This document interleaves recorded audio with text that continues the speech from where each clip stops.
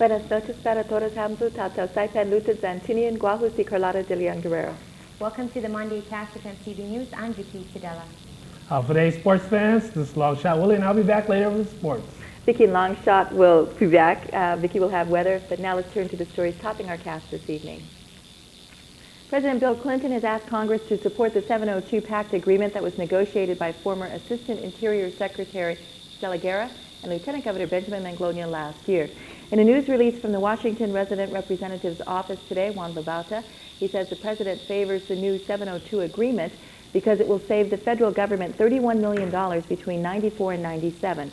Babauta writes that besides providing a spending cut, the multi-year assistance agreement is also consistent with the philosophy of the Clinton plan in that all the money is to be invested in infrastructure and none will be used for government operations. Moving now from federal funding to public safety. Since the safety and welfare of the people here top the agenda of our elected leaders, so then with the training of the DPS officers who uphold the public trust. Pamela Picardal reports on the week-long meeting of Pacific police chiefs that is now underway here and how they're using federal agencies to assist in upgrading their training systems. Every chief of police from throughout the Micronesian region, along with federal law enforcement officers, have converged this morning in a week-long closed-door conference at the Pacific Gardenia Hotel. By putting their heads together, they can all identify the problem areas, at the same time note what is needed to continue upgrading the police training system. This will not only assist the Commonwealth of the Northern Marianas, but entire Micronesia as well. This was a statement made by Micronesian Police Chief Association President Heinrich Polich.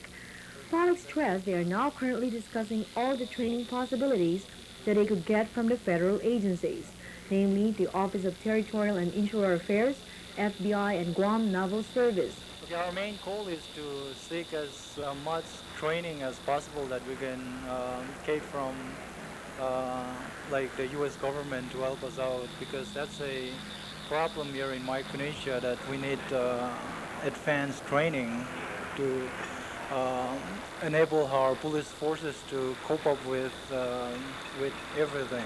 Law Enforcement Program Manager Phil DeLongchamps, who provides technical assistance for OTIA, says this twice-a-year regional meeting of law enforcement top officials will not only help identify their needs, but it's also more cost-effective than trotting from one island to another when it comes to providing the needed training for each of the island's police departments. What we'll come up with is a training plan and training recommendation for the next 2 years. The chiefs identify what their needs are, and we try to coordinate them with the federal agencies. And this is a cost-saving effort. We're going more to regional training now, similar to what's being done in Guam this week with the FBI Pacific Island Initiative training for officers from Micronesia and Guam and Saipan. In Chalon, I'm Pamela Picardal.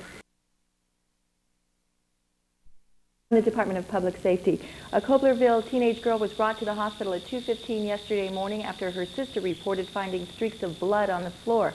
According to Assistant Police Chief Raby Camacho, a few hours later, the teenager's brother brought an infant into the hospital. The infant was pronounced dead on arrival. The teenage girl told medical officials she did not know that she was pregnant. Department of Public Safety officials called the Division of Youth Services in on the case. And continuing with police news, police officers arrested Juan Regolafoy Friday night for disturbing the peace at the Chinatown residence of Representative Pedro R. de Leon Guerrero. Assistant Police Chief Camacho reports that Regolafoy was also charged with attempted assault when he allegedly threatened to hit de Leon Guerrero with a hammer. Regolafoy was also charged with resisting arrest and criminal mischief. Camacho says Regolafoy was detained and has since been released. The investigation of this case continues. The House passed their version of the $159 million fiscal budget on Friday, committing their support to government services for the island and jobs to over 3,500 government employees. And while the bulk of the budget pays for operations and personnel costs, the lawmakers drew a line at extending lapsed funds to pay for another 16 positions for the Customs and Immigration Division. Representative Pedro R. de Leon Guerrero tried to get 16 FTEs into the budget Friday, but he was unable to pull it off. The acting chairman of Ways and Means, Representative Pete Rages, says it's not a good idea to hire on any more workers. He says there is no identifiable funding source to pay them from other than what's left over at the end of the year. Representative Ana Terreguezo says lapsed money should be spent on recruiting teachers or scholarships, not on enlarging the size of the government. The practice of using lapsed funds for employment, right? Because there's no continuity on the next fiscal year. If we hire these people and the next fiscal year the budget is delayed. You know, we're creating problems for these individuals. I would feel more comfortable to address lapsed funds towards these areas rather than to encourage using lapsed funds to fund positions. I think it is an approach that encourages new sets of wars. And I do not believe that we should encourage the government to expand any more than what it is. The budget bill now goes up to the Senate, where the fight for FTEs for Rhoda and Tinian is expected to be fought. When we come back, garment factory owner Willie Tan talks about his industry and what it needs to prosper, and Hopwood students talk about what it takes to stay in school. Details next.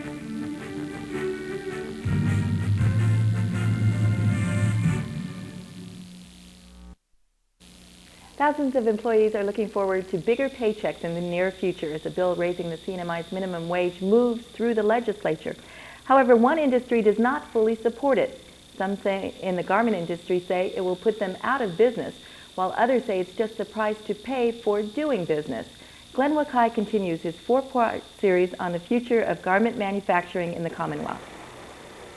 At last count, there were 26 garment factories on Saipan. Slowly but surely, those in the industry say that number is dropping. With the unstable economic forecast, it's anticipated that the trend will continue. Businessman Willie Tan says the next nail in the coffin will be the proposed increase in the minimum wage.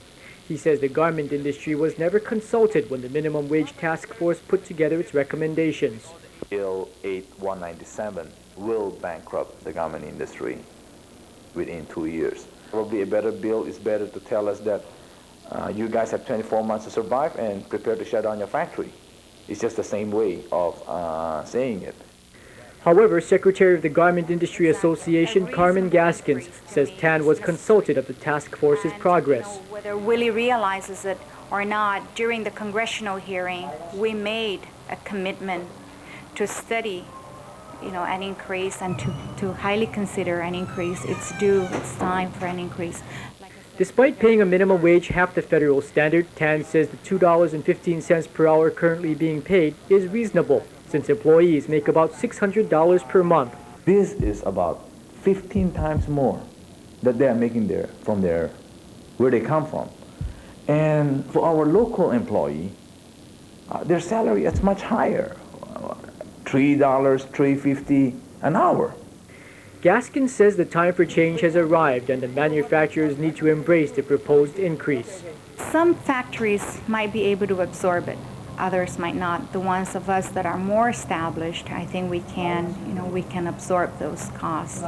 If we are going to be paid $4.25 an hour as what they do in the mainland,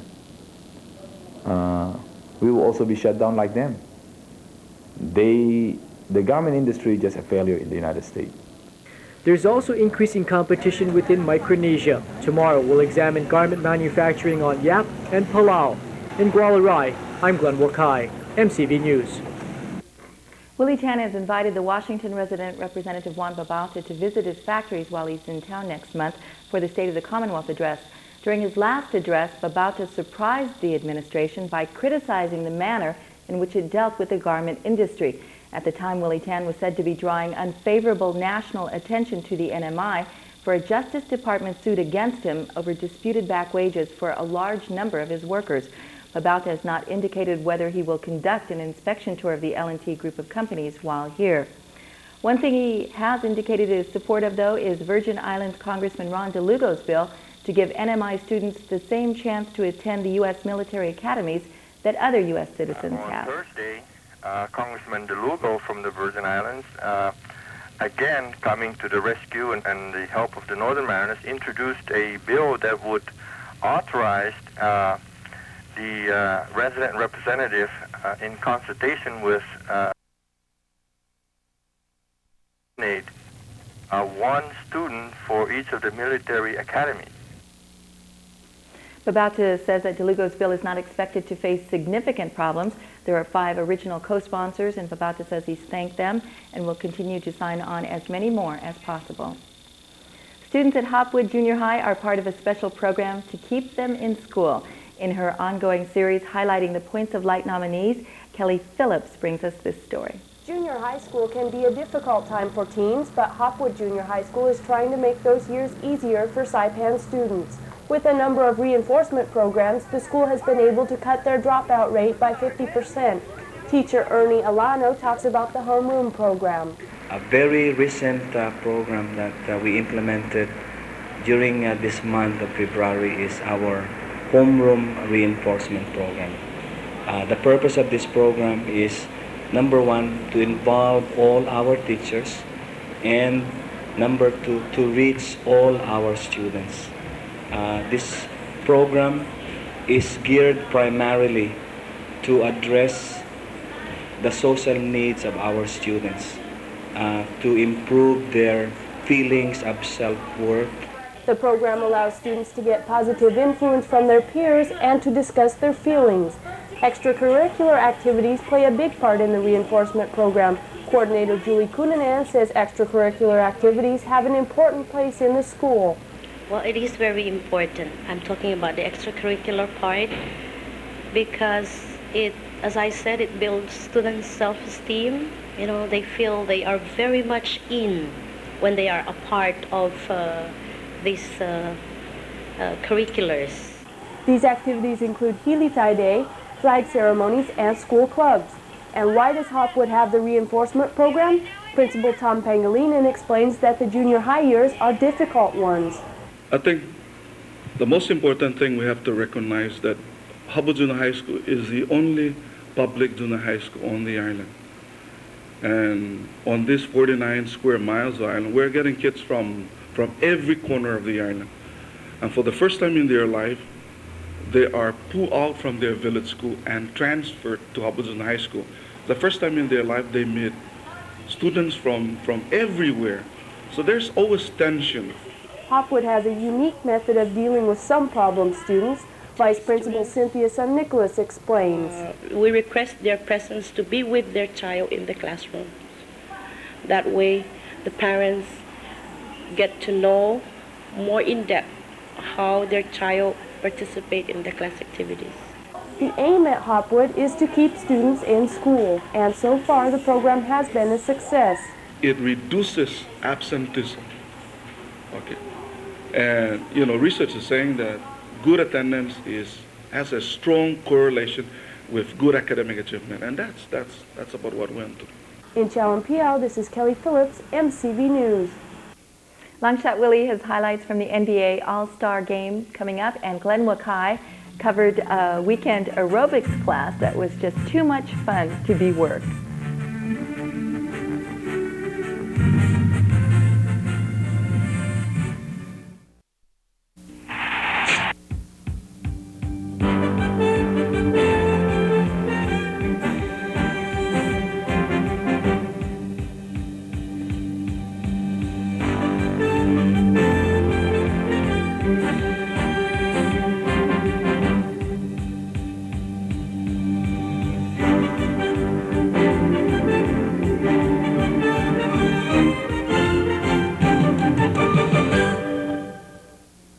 For today's sports fans, exercising has progressed to new heights with the development of step aerobics.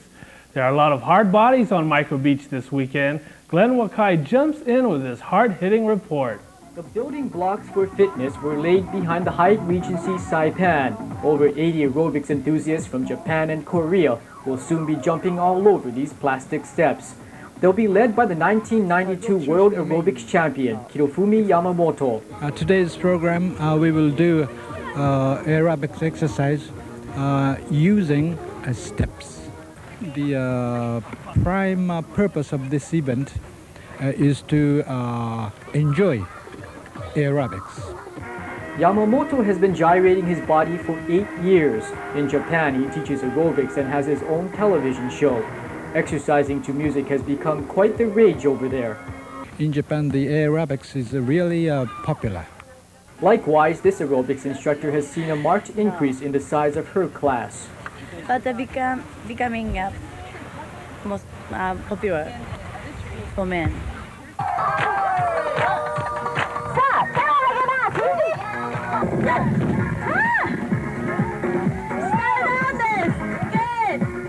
The group marched over to Saipan because of the sun-drenched environment. That's welcome news to the Marianas Visitors Bureau as it tries to promote the Commonwealth as a tropical leisure sport destination. Yamamoto says with all the local support, there are already plans to revisit Saipan next year. In Garapan, I'm Glenn Wakai, MCV News.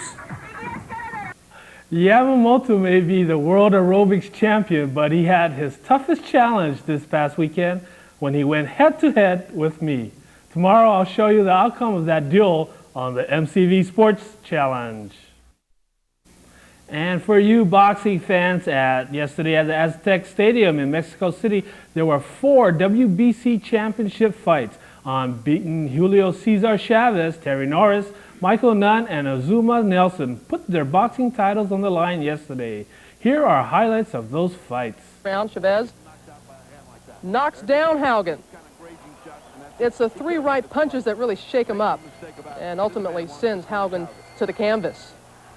2:27 left in round 5. Chavez is thoroughly dominating the fight, really enjoying this, especially with the comments Haugen made about Mexico this week. Fight was stopped at 2:02 of the 5th round, a TKO. The 73rd knockout of Chavez's career. He's now 85-0.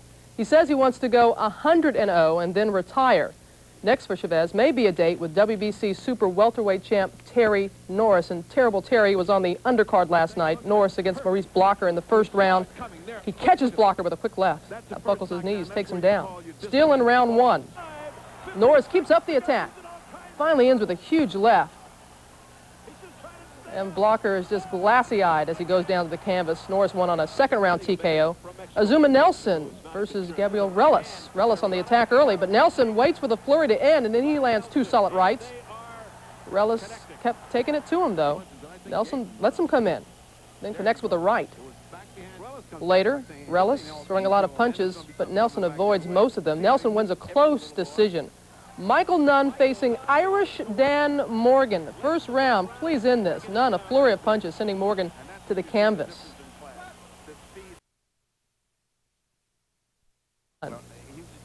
Simply precision, taking Morgan down with 2 lefts of the body. TKO, 2:59 in the first. Not on the same card, WBA light heavyweight champ Virgil Hill versus Adolfo Washington. Round 2, Hill in the black trunks lands a combination. Down goes Washington, down goes Washington. Round 6, Hill continues to pound Washington to the body. This is not pretty. Round 10, Hill continues his onslaught to the head. After round 11, Washington hit his eye on a TV camera, so he could not continue, so they went to the scorecard, and Hill wins a unanimous. And that ends another chapter of our Miller Sports page. But don't go away, our weather lady, Vicky Tudela, is next.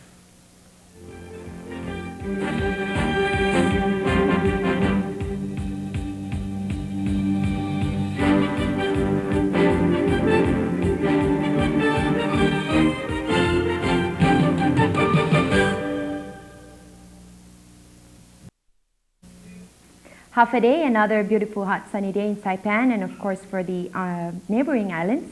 Mud puddles are all drained up with the climate, along with the gusty breeze coming from the east with 30 miles per hour. But with the strong wind and the convergent wind flow southeast of Saipan, again surface coat to be hazardous for the islands of Saipan, Tinian, Rhoda, and the Northern Mariana Islands. Continuing on with our forecast this evening, it looks like we're having a pleasant night under partly cloudy skies and isolated light showers. Winds will be coming in from the northeast with 10 to 15 miles per hour, and the low temperature for tonight will be in the mid-80s. Surf tonight will be hazardous 6 to 9 feet on northwestern clockwise to southern exposures and 3 to 5 feet elsewhere. Seas moderate 5 to 8 feet. Our first tide for this evening will be at 8:12 with a high of 2.1 feet. and will drop to a low tide of 2 tides of foot at 2:38 early Tuesday morning. Sunset tonight will be at 6:31 and sunrise tomorrow morning will be at 6:44. And for the outlook on Tuesday, which is tomorrow, we'll be expecting partly cloudy skies with brisk northeasterly winds, becoming mostly sunny by late afternoon. And that's all for our weather report. Stick around, we'll be back after this break. Stay with us. This past weekend, Islanders were treated to a special event sponsored by the Northern Marianas Music Society. Joseph Flores, a native son of the islands and now a world-famous tenor, performed operatic selections in Chamorro with the Saipan Chorale. KMCV recorded last night's performance at the Hyatt for airing on this channel, and we'd like to leave you tonight with a selection from the program. In this song, Joseph Flores hits 10 high C notes. He says it's hard enough to hit even one. So we leave you with a taste of opera Chamorro style. Enjoy the music and your evening. Good night. Good night.